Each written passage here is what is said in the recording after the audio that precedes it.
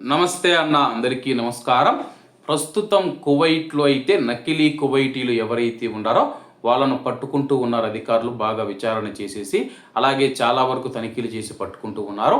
తాజాగా ఒకే కుటుంబానికి సంబంధించి 344 మంది నకిలీ కువైటీలు అయితే దొరకడం జరిగింది. అలాగే వీరి సంఖ్య దాదాపు కువైట్లో 1,00,000కు దాటిపోయింది.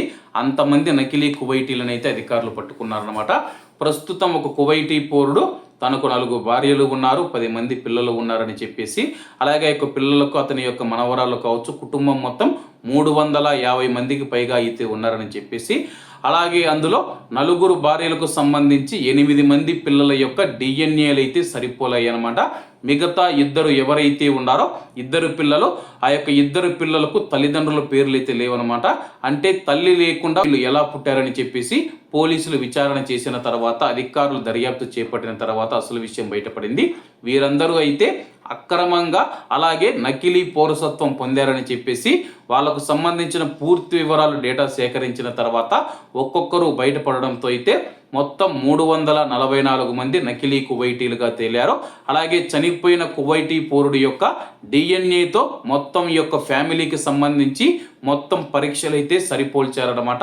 వాటిలో కొంతమందికి అయితే సరిపోలాయి, మరి కొంతమందికి అయితే సరిపోలేదనమాట. దీంతో 344 మంది కువైటీ పౌరులైతే నకిలీ కువైటీలుగా తేల్చారనమాట. అలాగే కువైట్లో చాలా మంది ఇళ్లలో మన భారతీయులు పనిచేస్తూ ఉన్నారు.